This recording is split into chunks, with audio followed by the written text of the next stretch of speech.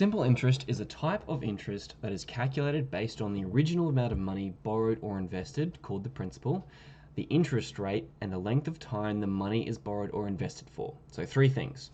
We've got the principal, we have the interest rate, which we just use R for rate, and then we have time, okay, and that gives us our interest. Our formula here is I equals PRT over 100. Now we'll break it down a little bit more. So P is your principal, R is your rate as a percentage. Okay, it's very important, as a percentage. Okay, otherwise that's where that divided by 100 comes in. So if you have your rate as a decimal, you wouldn't divide by 100, but we'll leave it in now just for simplicity. T then is for time, and then usually this is in years if your interest rate is in years as well, per annum.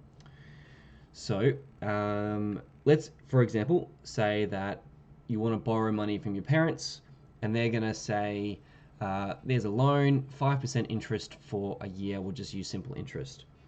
So your interest will equal your principal, which is $100, okay, multiplied by your rate, which is 5%, okay, and then multiplied by your time, which is 1 year, and we're going to divide that by 100. Chuck that in your calculator, and you'll get $5, which kind of makes sense, because when you look at it, multiply by 100, divide by 100, they'll cancel out, and then it's just 5 times 1, which gives you your $5. Okay, but now let's say you borrowed $100 and you wanted to pay it back over 3 years. What would be the interest on that? So again, your principal is going to stay at $100. Your rate is still 5% per annum. And then your time now is 3 years instead. Okay, the interest that you have to pay back as well as your principal, because when you take money out for a loan, you've got to borrow, you pay that back as well as your interest. But your interest is going to be PRT over 100, which when you put that into your calculator, you should get $15, which makes sense, because instead of 1 year to pay $5 interest, it's now 3 years, which is going to give you $15 interest. All right, so let's look at a more interesting example here. Okay, let's say that we want to calculate just a simple interest earned, and if your principal is $1,000, your rate is 5%, and the time is 3 years. I wonder if anyone can figure that one out. So here your principal is going to be $1,000.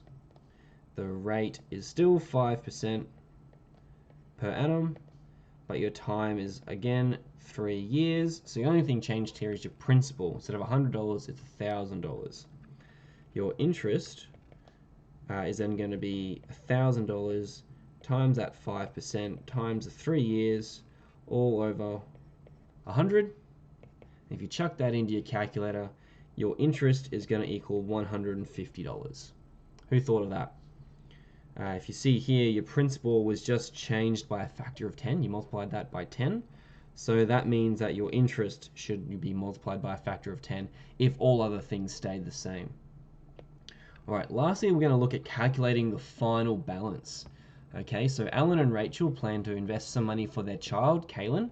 All right, and they're going to invest $4,000 for 30 months in a bank that pays 4.5% interest. And we want to calculate the simple interest and the amount available at the end of the 30 months. It's kind of like a term deposit. All right, so they're going to invest, that's our principal, $4,000. Okay, the rate that we're going to get is 4.5%, so 4.5%. And now this is where it's a little tricky. Our time is given to us in 30 months. Okay, but our interest rate is per annum. There's two things we can do here. We can change our interest rate to be per month, or we could change our time into years. For me, that's the easier one to do. So we're going to change 30 months. We're going to divide that by 12, share the months across into 12 equal segments, which is a year. And that's going to give us 2.5 years. So now we have everything I need. We're going to calculate our simple interest first. So I equals 4,000 times 4.5 times 2.5. So that's our principal times our rate times our time. And that's all over 100. And that's going to give us $450 interest. All right, so that's only part of the question. We also want to know how much money they're going to have at the end of that term deposit after 2.5 years.